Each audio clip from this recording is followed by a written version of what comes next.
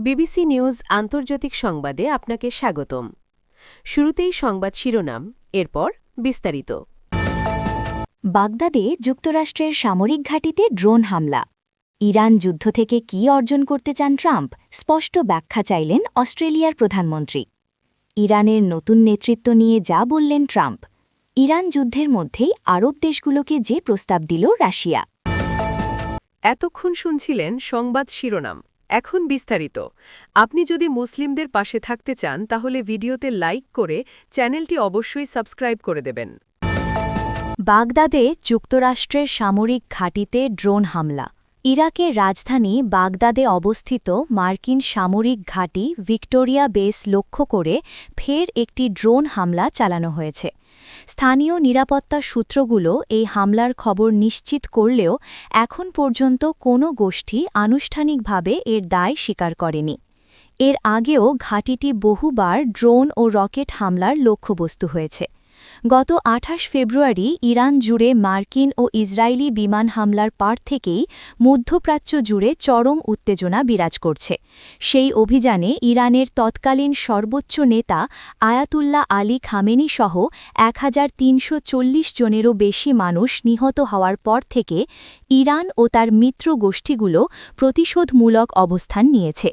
এর প্রতিক্রিয়ায় ইরান ইতিমধ্যে ইসরায়েল ছাড়াও জর্ডান, ইরাক এবং উপসাগরীয় দেশগুলোতে অবস্থিত মার্কিন সামরিক স্থাপনাগুলো লক্ষ্য করে ড্রোন ও ক্ষেপণাস্ত্র হামলা চালিয়েছে। বাগদাদের এই সাম্প্রতিক হামলাকে সেই বৃহত্তর সংঘাতেরই একটি অংশ হিসেবে দেখছেন বিশ্লেষকরা। ইরাকে মার্কিন বাহিনীর উপস্থিতি নিয়ে আগে থেকেই বিতর্ক ও উত্তেজনা ছিল, যা বর্তমান ইরান-ইসরায়েল যুদ্ধের প্রেক্ষাপটে আরও প্রকট হয়ে উঠেছে। যদিও এই হামলায় কী পরিমাণ ক্ষতিগ্রস্ত হয়েছে সে সম্পর্কে বিস্তারিত তথ্য এখনও পাওয়া যায়নি, তবে এটি এই অঞ্চলে মোতায়েন করা মার্কিন সেনাদের জন্য একটি বড় নিরাপত্তা ঝুঁকি হিসেবে দেখা দিচ্ছে। সূত্র আনাদোলু এজেন্সি। ইরান যুদ্ধ থেকে কী অর্জন করতে চান ট্রাম্প, স্পষ্ট ব্যাখ্যা চাইলেন অস্ট্রেলিয়ার প্রধানমন্ত্রী। ইরানে চলমান যুদ্ধের প্রকৃত উদ্দেশ্য ও লক্ষ্য নিয়ে মার্কিন প্রেসিডেন্ট ডোনাল্ড ট্রাম্পের কাছে আরও স্পষ্ট ব্যাখ্যা দাবি করেছেন অস্ট্রেলিয়ার প্রধানমন্ত্রী অ্যান্থনি অ্যালবানিজ। সোমবার ৩০ মার্চ এক বিবৃতিতে তিনি জানান, এই যুদ্ধের গন্তব্য কোথায় এবং ওয়াশিংটন ঠিক কী অর্জন করতে চায় সে বিষয়ে আরও বেশি নিশ্চিত হওয়া প্রয়োজন।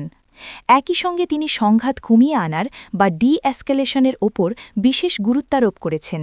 প্রধানমন্ত্রী অ্যালবানিজ বলেন, আমি যুদ্ধের উদ্দেশ্যগুলো সম্পর্কে আরও স্বচ্ছতা দেখতে চাই এবং আমি চাই এই উত্তেজনা প্রশমিত হোক। তিনি মনে করেন, বর্তমান বিশ্ব পরিস্থিতির প্রেক্ষাপটে সংঘাত কমিয়ে আনা সবার জন্যই মঙ্গলজনক। অস্ট্রেলিয়ার এই অবস্থান মূলত যুদ্ধ দীর্ঘায়িত হওয়া নিয়ে তাদের উদ্বেগেরই প্রতিফলন। সামরিক সহায়তার ক্ষেত্রে অস্ট্রেলিয়া ইতোমধ্যে সংযুক্ত আরব আমিরাতের বা ইউএই-এর প্রতিরক্ষায় সহায়তার জন্য বিমান পাঠিয়েছে, তবে কৌশলগতভাবে গুরুত্বপূর্ণ এবং বর্তমানে কার্যত অবরুদ্ধ হরমুজ প্রণালী পুনরায় উন্মুক্ত করার জন্য কোনো নৌবাহিনী বা যুদ্ধজাহাজ পাঠানোর সম্ভাবনা স্পষ্টভাবেই নাকচ করে দিয়েছেন অ্যালবানিজ। অস্ট্রেলিয়ার এই সিদ্ধান্ত ইঙ্গিত দেয় যে তারা সরাসরি বড় কোনো সম্মুখ যুদ্ধে জড়ানোর চেয়ে আঞ্চলিক প্রতিরক্ষা এবং কূটনৈতিক সমাধানের পক্ষেই বেশি আগ্রহী। সূত্র আল জাজিরা। ইরানের নতুন নেতৃত্ব নিয়ে যা বললেন ট্রাম্প। মধ্যপ্রাচ্যে চলমান উত্তেজনার মধ্যেই ইরানের নতুন নেতৃত্ব সম্পর্কে ইতিবাচক মন্তব্য করেছেন মার্কিন প্রেসিডেন্ট ডোনাল্ড ট্রাম্প। রোববার ২৯ মার্চ এয়ারফোর্স ওয়ানে সাংবাদিকদের সঙ্গে আলাপকালে তিনি জানান, যুক্তরাষ্ট্র ও ইরানের মধ্যে সরাসরি এবং পরোক্ষ উভয় পদ্ধতিতেই আলোচনা চলছে। ইরানের বর্তমান শাসকদের যথেষ্ট যুক্তিবাদী হিসেবে অভিহিত করে ট্রাম্প বলেন, তেহরানের সঙ্গে একটি চুক্তিতে পৌঁছনোর বিষয়ে তিনি বেশ আত্মবিশ্বাসী, যদিও চুক্তির সম্ভাবনা পুরোপুরি নিশ্চিত নয়। প্রেসিডেন্ট ট্রাম্পের এই মন্তব্য এমন এক সময়ে এলো যখন মধ্যপ্রাচ্যে আরও মার্কিন সেনা মোতায়েন করা হয়েছে এবং তেহরান স্পষ্টভাবে জানিয়ে দিয়েছে যে তারা কোনো প্রকার অপমান সহ্য করবে না। ইরানের সর্বোচ্চ নেতা আয়াতুল্লাহ আলী খামেনি নিহত হওয়ার পর তাঁর স্থলাভিষিক্ত হন পুত্র মোজতাবা খামেনি। ট্রাম্পের মতে শীর্ষস্থানীয় কর্মকর্তাদের নিহতের মধ্য দিয়ে ইরানে ইতোমধ্যে শাসন ব্যবস্থার পরিবর্তন ঘটে গেছে। তবে নতুন যারা নেতৃত্বে এসেছেন তাদের আচরণ ও মনোভাব ইতিবাচক বলে তিনি উল্লেখ করেন। এদিকে এই সংকটে মধ্যস্থতাকারী হিসেবে কাজ করছে পাকিস্তান। পাকিস্তানের পররাষ্ট্রমন্ত্রী ইসহাক দার জানিয়েছেন, ১ মাস ধরে চলা এই ইরান যুদ্ধ বন্ধের লক্ষ্যে আগামী দিনগুলোতে ইসলামাবাদে অর্থবহ আলোচনা আয়োজনের প্রস্তুতি চলছে। রোববার আঞ্চলিক পররাষ্ট্রমন্ত্রীদের বৈঠকে যুদ্ধ দ্রুত শেষ করার উপায় এবং ইসলামাবাদের সম্ভাব্য মার্কিন ইরান বৈঠকের বিষয়ে আলোচনা হয়েছে। তবে এই কূটনৈতিক তৎপরতার সাফল্য নিয়ে এখনও অনিশ্চয়তা রয়েছে। একদিকে তেহরান ও ওয়াশিংটনের মধ্যে আলোচনার সুর শোনা যাচ্ছে, অন্যদিকে ইসরায়েলের অবস্থান এই শান্তি প্রক্রিয়ায় বাধা হয়ে দাঁড়াতে পারে বলে বিশ্লেষকেরা মনে করছেন। যুক্তরাষ্ট্র বা ইরান কোনো পক্ষই এখনও পর্যন্ত ইসলামাবাদে আয়োজিত এই বৈঠকে সরাসরি অংশগ্রহণের আনুষ্ঠানিক নিশ্চয়তা দেয়নি।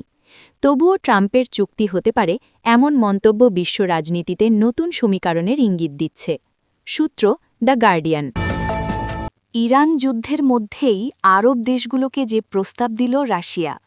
মধ্যপ্রাচ্যে চলমান উত্তেজনার প্রেক্ষাপটে উপসাগরীয় আরব দেশগুলোর সঙ্গে সহযোগিতা জোরদার করার প্রস্তাব দিয়েছে রাশিয়া। রোববার ২৯ মার্চ রাশিয়ার রাষ্ট্রীয় বার্তা সংস্থা তাসকে দেওয়া এক সাক্ষাৎকারে একথা জানিয়েছেন ক্রেমলিনের মুখপাত্র দিমিত্রি পেসকভ। তিনি বলেন, সৌদি আরবসহ অন্যান্য উপসাগরীয় দেশগুলো মস্কোর ভালো অংশীদার এবং ভালো বন্ধু। এসব দেশের সঙ্গে দ্বিপাক্ষীয় সহযোগিতা আরও উন্নত করতে আগ্রহী রাশিয়া। পেসকভ বলেন, আমরা এই সম্পর্ককে গুরুত্ব দিই এবং ভবিষ্যতেও সহযোগিতা অব্যাহত রাখব। এদিকে গত ২৮ ফেব্রুয়ারি যুক্তরাষ্ট্র ও ইসরায়েল যৌথভাবে ইরানের ওপর বিমান হামলা শুরু করে।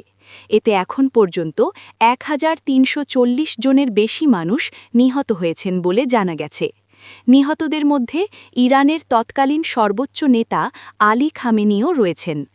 এর জবাবে ইরান ড্রোন ও ক্ষেপণাস্ত্র হামলা চালিয়েছে, যা ইসরায়েলের পাশাপাশি জর্ডান, ইরাক এবং উপসাগরীয় দেশগুলোতে থাকা মার্কিন সামরিক স্থাপনাগুলোকেও লক্ষ্যবস্তু করেছে।